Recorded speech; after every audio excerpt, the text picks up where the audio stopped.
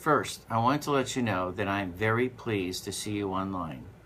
Last week, we learned about various aspects of value and its components. As well, we were introduced to the 8 steps in the appraisal process. Some textbooks teach this in a 7-step tier or some other configuration. It really isn't that important, so long as all the pieces fit into the process. This week, we will be learning about the 3 ways we legally describe land. The metes and bounds system is especially useful when describing irregular parcel. It literally starts from a point of beginning, that is, the POB, and then goes, for example, 100 meters to the west, and then, for example, 100 meters to the north, and then by various degrees finds its way back to the point of beginning, or the POB. The second way of legally describing land is the rectangular survey system, or government survey. It describes sections and townships.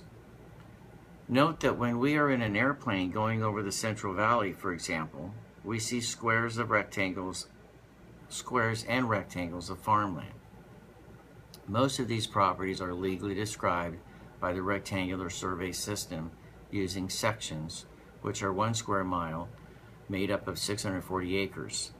It includes ranges and townships. Then, the third method, which we find is on page 118 in the textbook. We are introduced to the lot, block, and tract system, which is most familiar to most of us. What is the tract number from when your home was built? It is not unusual for someone to ask which tract your home is in.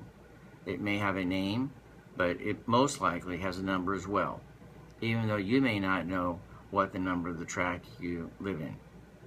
The textbook also introduces us to some of the more simple math calculations for which we must be familiar. For example, figuring out the square footage of a home from a sketch or maybe from a floor plan. Chapter 5 deals with understanding data and the collection of data. Real property appraisal deals with market trends data. It deals with data regarding the subject property. It deals with data regarding comparable sales.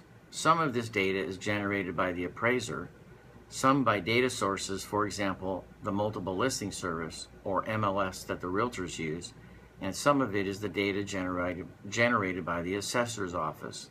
There is data collected and distributed by the title companies and other sources as well. Chapter 6 deals with site valuation.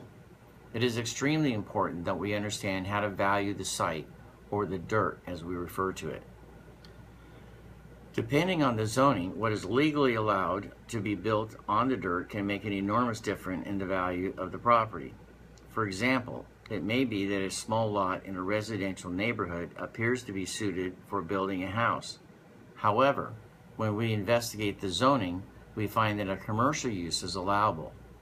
It might be that there are only a few commercial properties in the vicinity, and this property might be available for a small retail store or a convenience store. This could make the property much more valuable than for a residential home. This analysis we do is referred to as a highest and best use analysis. On every appraisal we do, we must examine the property and find out what the most productive thing we could legally build on the property. A residential house on a major street may be more valuable as an office for a CPA or an attorney than to be continued use as a residence. Maybe, maybe not. That's our job to figure it out.